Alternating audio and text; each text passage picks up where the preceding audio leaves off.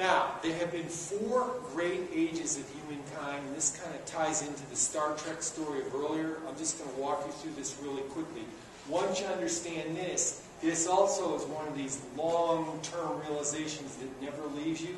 You can forget me, you can forget the session, you can forget the actual words, but when you understand the 4 great ages and where we are right now, you understand how important it is to be on target as often as you can. The first great age was the age of hunting and gathering.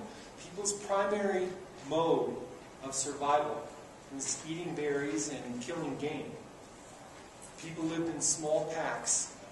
They roamed from place to place where there was abundance of natural vegetation and there was game that could be slaughtered.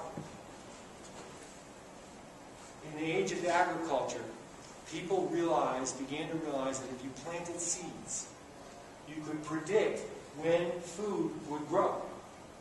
All of a sudden, for the first time in human history, instead of small bands that roam from place to place, what happened?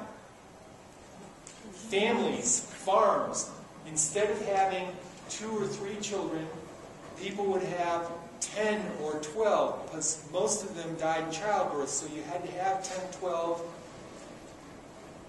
babies to have 3, 4, 5 actually survive. So in the age of agriculture, the principal means of sustaining yourself, your family, was raising crops, raising animals. And so families got bigger. This is the time around the biblical text where we do hear the phrase, be fruitful and multiply. Didn't make sense to be fruitful and multiply in the age of hunting and gathering. Did not make sense. Made perfect sense in the age of agriculture. In the age of industry, as agriculture became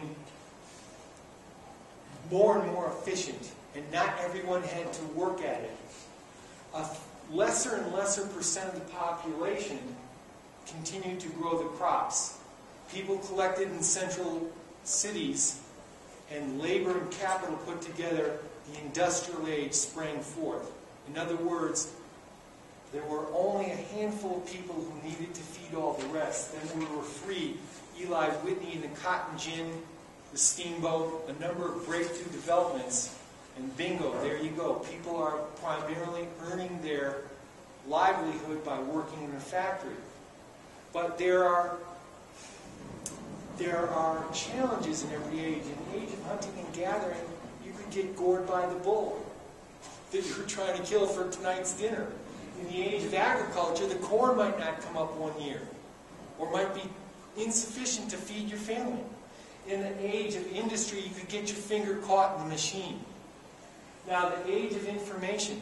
A lot of people say, well, we're in the age of information now. But as the Star Trek story portrays, we're not. If we were in the age of information, we would be able to literally just look at our devices, ask questions, and get answers, or have our devices built into the wall. We're in that netherland before the age of information. And for the brunt of our careers, the 5 mega realities are not likely to diminish. And so we put our stake in the ground now. And we understand that if we establish some habits, if we establish some disciplines, if we get our names off of lists, if we don't willy-nilly drop our business card into the chamber punch bowl, if we don't willy-nilly sign up for another zine or be on another listserv, if we don't willy-nilly allow all kinds of extraneous information to come into our personal kingdom, we have a fighting chance of being productive day after day, and most importantly, having a life for the rest of the day after work.